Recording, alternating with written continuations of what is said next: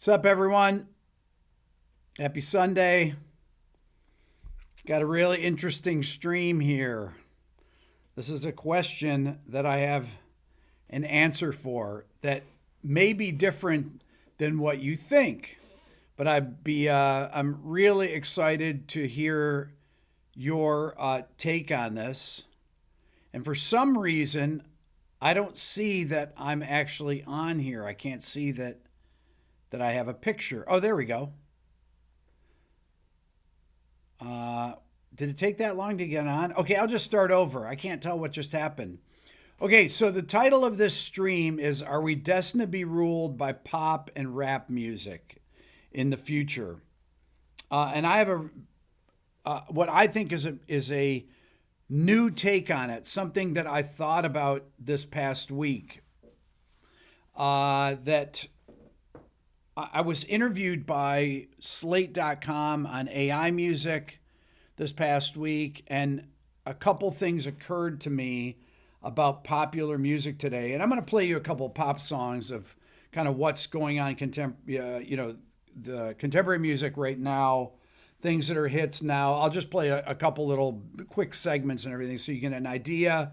Aaron just pasted in the chat that my Beato Ultimate Bundle is back at $89. We only run that every few months.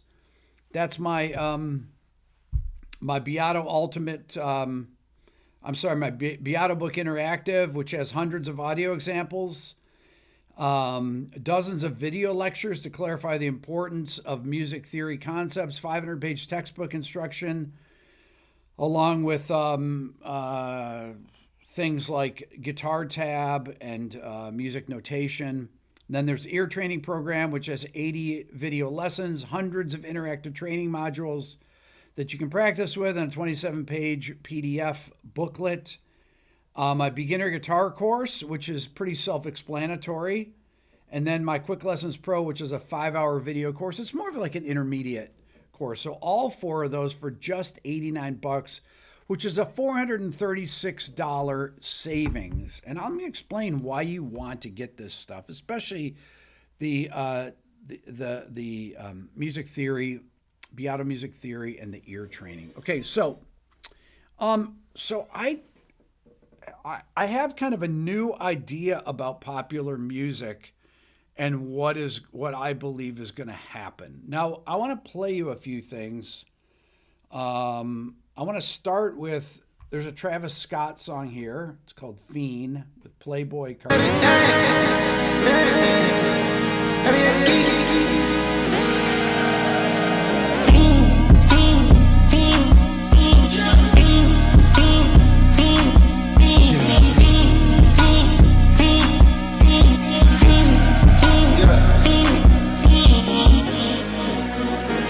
The career is more at stake when you in your prime. Now, this is kind of, if we want to look at it, people kind of get on to me about when I talk about harmony, because there are no real chord changes or things like that, right? So it's kind of low information music as far as, if you consider information, there's not a melodic structure to it, and there's not a lot of information in the chord progression or things that go on. It's more of a production-based music that has extremely sparse lyrical content, and it's really based around production. Let's listen to another one. This is Ice Spice, Deli. Here we go. Once again, this is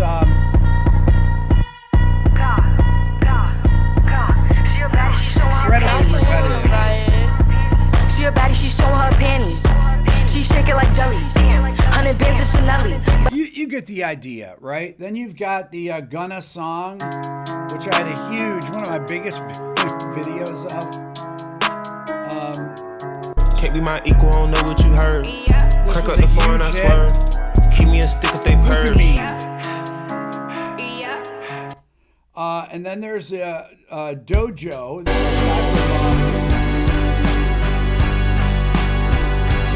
I know from Stranger Things. The song has started now. This is kind of the vein of pop music that's more 80s based, which there's a huge amount of 80s based pop music. Isn't that a laugh? Aaron told me to turn down the music a little bit. Okay, let me turn it down. I think one of the things, Aaron, with this music is that it's so compressed. I mean, it's really... Tell me if this sounds any A better. major sacrifice, but clueless Any better? at the time. Enter Caroline. Like some of these other songs are Just trust so me, you'll be limited. Listen to this.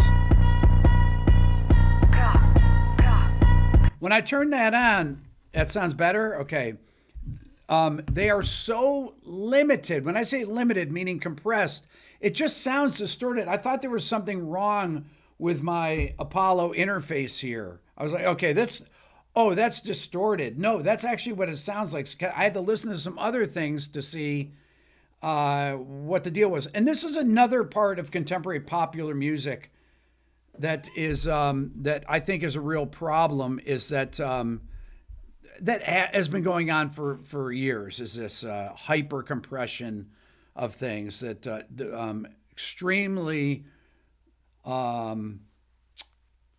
extremely compressed, brick-walled, limited, loudness war kind of thing. That's really never stopped. Here's another thing. This is Big Dogs. It's a tune that's big on the charts right now. Put the product in the pillar loud. That's how you make the money pop for everyone involved. And if you don't deserve a cut, then we gon' cut them off. My barber got me looking proper every single time. Fresh fade, getting fitted on that top grade. No, you ain't walking out alive, smoking what we on. And you know I got it poured for the ones who gone. R.I.P.'s in your man. I see these words like horrid. Horrid is a great descriptive word. Now, these are popular songs that have been, some are popular right now, some have been popular over the last probably 8 months or so. But these are all contemporary pop songs that are either in the pop or rap music genres. Now, are we destined to be ruled by this kind of music for decades? Okay, so this is kind of an interesting take about this. I believe that AI music, that there are going to be AI hit songs that will be very big songs, that will be top hits, that are going to have a much higher level of complexity, or what I would call higher information music, stronger melodies, more interesting melodies, some key changes, things that are honestly things that are beyond the ability of most contemporary writers to write, or at least the people that are writing songs, because most songs are written by multiple people, and they're not exercising those muscles to write songs that are actually of higher interest to people, that have more sophisticated melodic lines, chord progressions, borrowed chords, things like that. And I think I think these AI songs will actually raise the bar and make people have to write music that's actually more interesting. And this is kind of a weird take, okay? I think that popular music, songs on the charts, I think you will see less rap songs, or less of these songs that are based on production values, and more that have more melodic interest, okay? And why is this actually a good thing? I touched upon this last week, that no one should be scared of AI, okay? And there's a really easy explanation for why AI should not make anyone afraid, because all the music that these AI learning algorithms take in is knowable.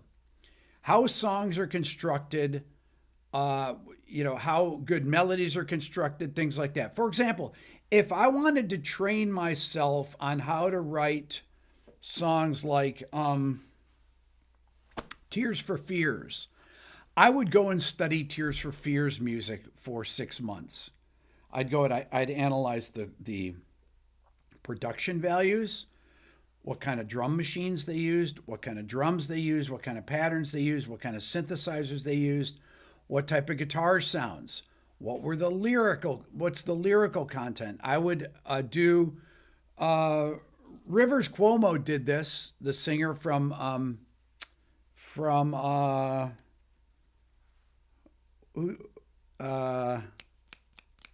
the band,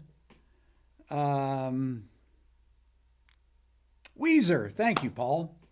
Rivers Cuomo from Weezer spent a couple of years analyzing pop songs of all different, hit songs for 500 hit songs. And I think that the AI is going to do the same thing that a human being would do. It can just do it faster, okay? Takes in the input and then it spits out things that are influenced by these things. Now, anybody can do this, right? As a matter of fact, that's how we all learn. When I wanted to learn guitar, I started during, in 1976 when, what would be contemporary records. The first Boston record came out. Night at the Opera came out the year before. Frampton Comes Alive came out. Zeppelin was out and Jimi Hendrix was out and Black Sabbath was out. And I was, The Who, the Beatles, the Rolling Stones. These were things I was influenced by. So when I was developing my guitar style, based on things that I like the sound of. Now, it wasn't a limitless thing that I was drawing from. It was things that I was familiar with, that I was able to afford the records of, or that I could make cassettes of. So it may have been maybe a couple Hendrix solos, a couple Jimmy Page solos, a couple Tony Iommi solos, or Terry Kath, or whoever it was at the time. And I would learn these things. Larry Carlton, I would learn these things, and I would take the ideas from them and make them part of my style. They come through my filter, okay? And the same thing that AI is going to do, it's going to take songs from all these different eras, but it's still going to spit out something that maybe one song, maybe an 80s influenced song that maybe will take a couple different 80s artists and make a combination of them, honestly, like a person would do. The only difference is it can do it far faster than a person can do. But all the things it can learn are knowable.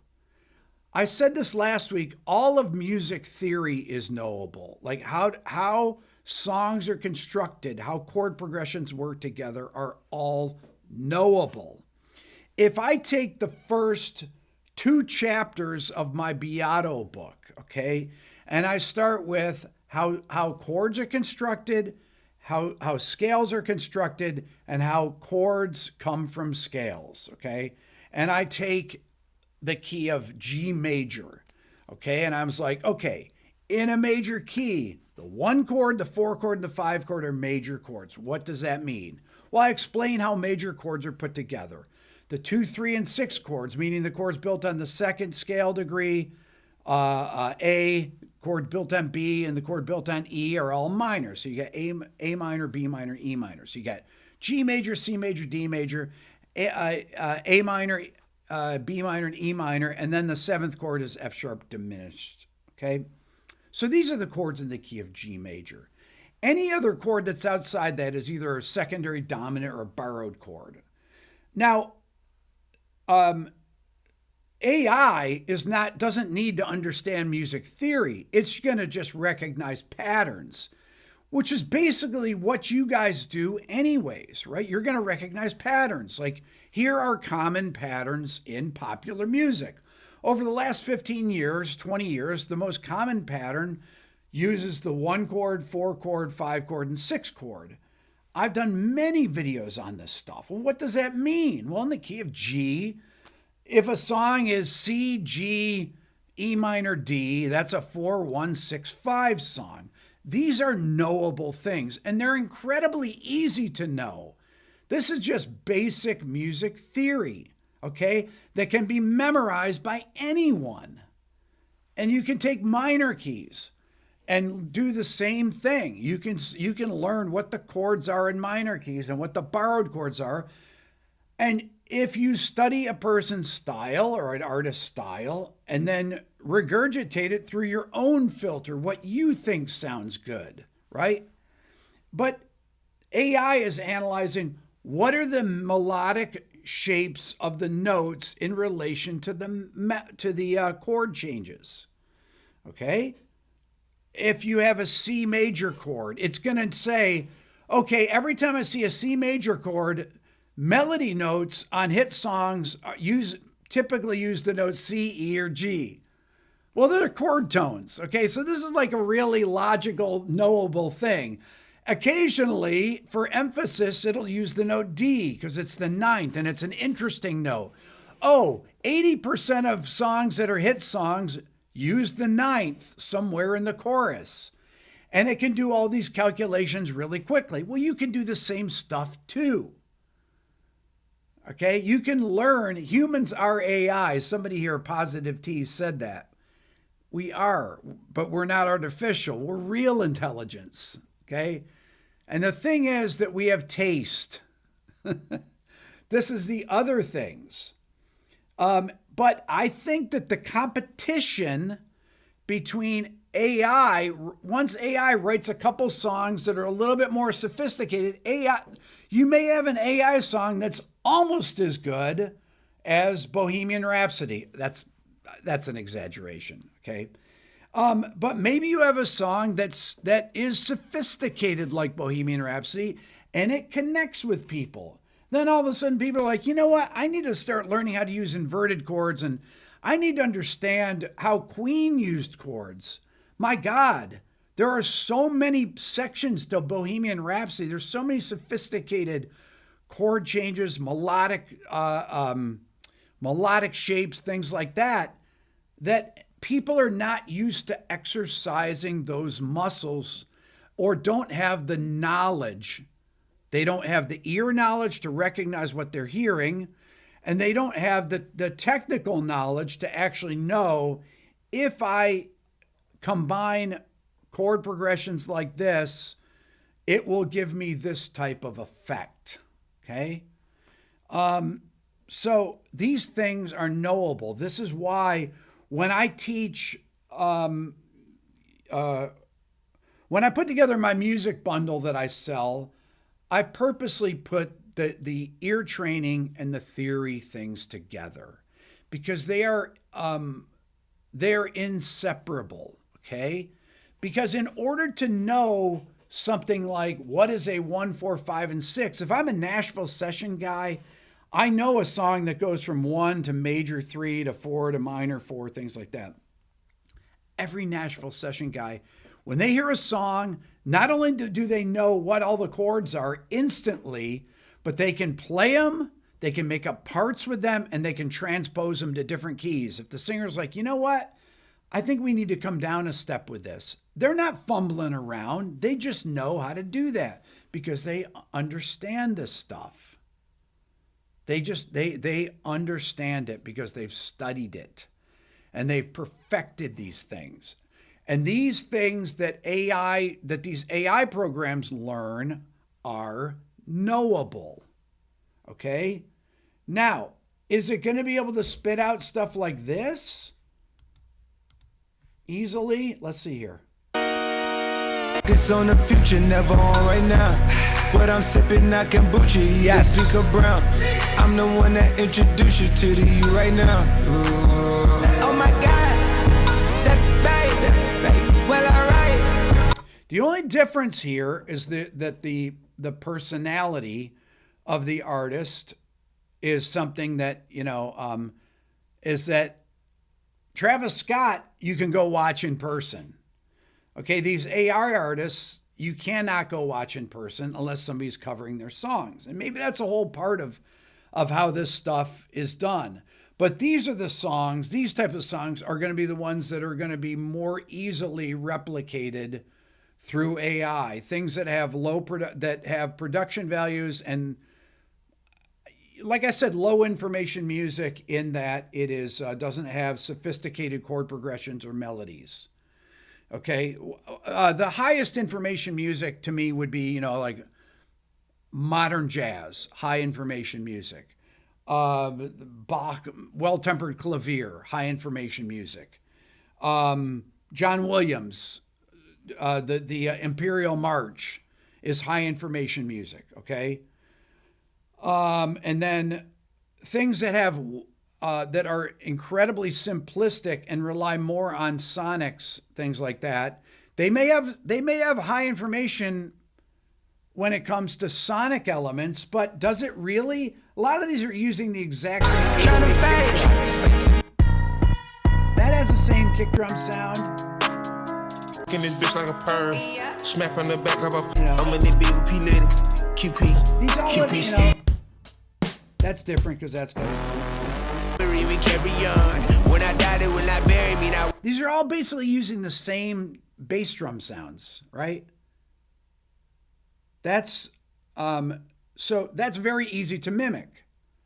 So the differentiator to me that's going to happen is when you start having songs. It doesn't have to be AI written. I think that people that write more sophisticated songs that have more interest in them, that have more melodic and more harmonic interest, I think are going to come back. And I believe it's going to come back far sooner than later. And I don't mean, Zach Bryan just played here to 70,000 people 2 nights in a row. Zach Bryan, the country artist. Okay. Now, Zach Bryan's music is a,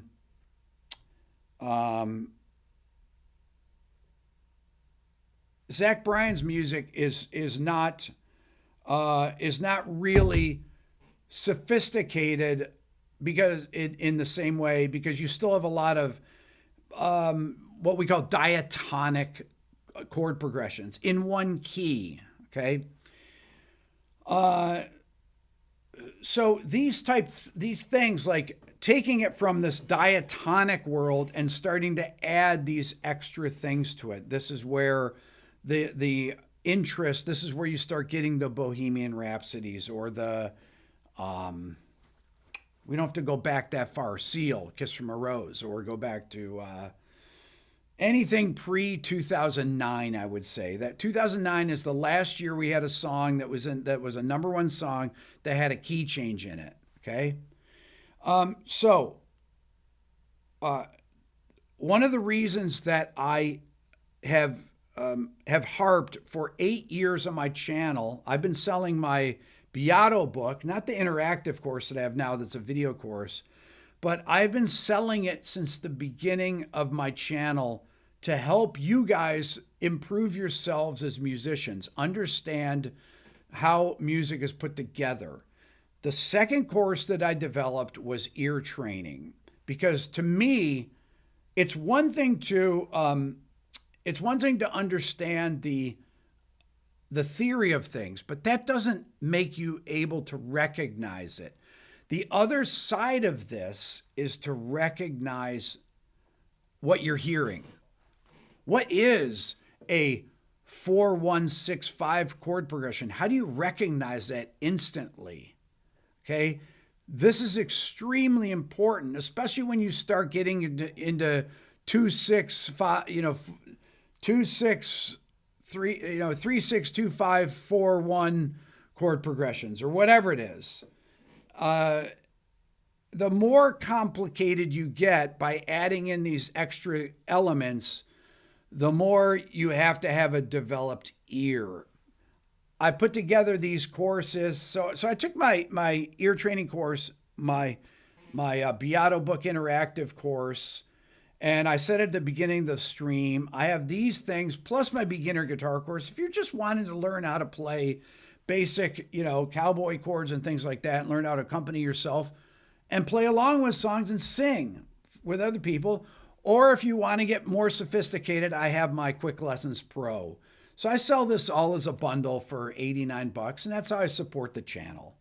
When you see, I just did the Keith Urban interview that I put out this week. In order to do that, I have to go with Pavel, who films these things.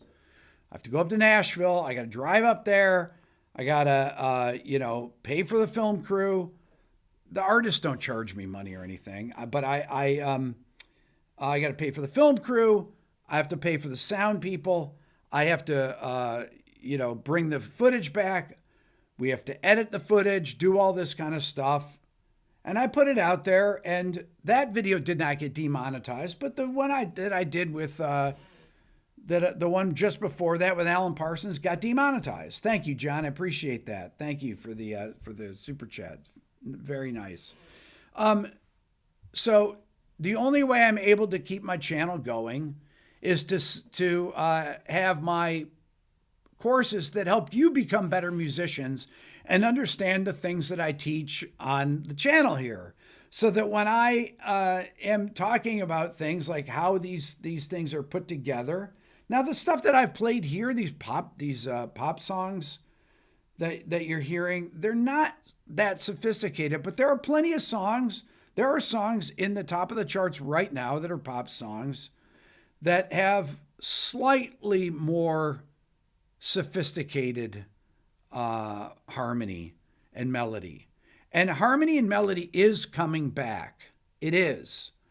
But I believe that AI will usher in a new era of more, of more intricate music. Maybe not a lot more intricate, but I think you're going to start seeing things. Oh, wow. Ooh, that sounded cool. Why is that? Well, because it changed keys. Because it's going to realize that 25% of every song from 1965 to 2009 had a key change in it.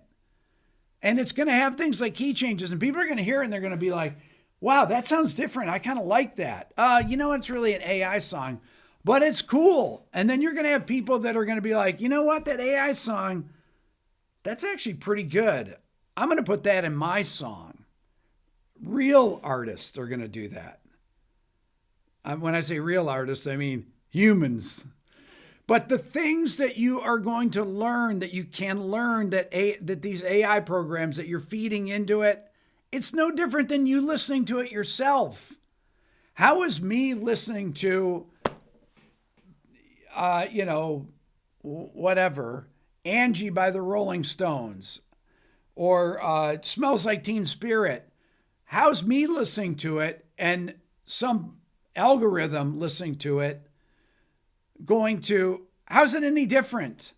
I'm going to put it through my own personal filter, and these algorithms are going to put it through its own personal filter, but it's not own personal filter. It's going to put it through its filter, which is a statistical filter. And it's going to be a thing where, okay, these songs are successful, and it's going to get a lot of bad data because it's going to have a lot of songs that are bad songs that it's going to be learning from as well. Okay? So I am not pessimistic about this at all. I'm actually optimistic about it, that it's going to challenge people to write more interesting songs, because there will be songs that are more interesting that are going to become successful. Does that sound strange to you? I'd really be curious. And everybody's like, AI sucks, whatever. It doesn't matter whether it's good or bad. The fact of the matter is, you are already seeing things being bled into Spotify that are AI songs. It's happening every day. I'm stumbling on things and I'm like, that's AI. I'm positive about it. It has some fake artist on there with a weird picture. And I can't prove it's AI, but it's got 1 million followers, and I never heard of this person. And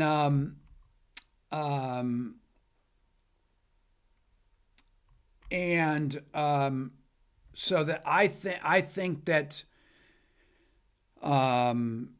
that people are hearing things that they don't even realize. Okay, so Jeff says, not all music has to be sophisticated with a ton of chord changes to be a good song. Okay. Yeah, that's true. Okay. So the songs I played for you are not sophisticated and they don't have a ton of chord changes, and they sound very similar to a lot of people. When I hear them, I'm like, okay, that's not that interesting. Okay. New music has always been for the youth. Baloney. New music is for whoever hears it. If I listen to something I've never heard, it's new to me. That's completely not true. New music has been for the youth. Says who? Says who? If I write new music, it's for me. And it's for whoever decides to listen to it. That's like saying YouTube channels are only for young people. Really? Is that true? Boy, how did I get 4.4 million followers on my channel? Huh. Why is it that the biggest demographic that follows my channel is 25 to 34 and I'm 62? If that was true, Jeff Slaps, then, and I appreciate the donation. If that was true, then why is it that the people that follow my channel the most are far younger than me? I don't know. Seems like that's not really true. The AI may tell you what sounds good, but it can't tell you how or why it sounds good. Music theory is the answer. Thank you, Sound Engraver. Exactly. Now, Sound Engraver kind of gets this. What it can do, though, is it can do a statistical analysis on songs that are successful and why, songs that are successful use these kind of notes in the melody.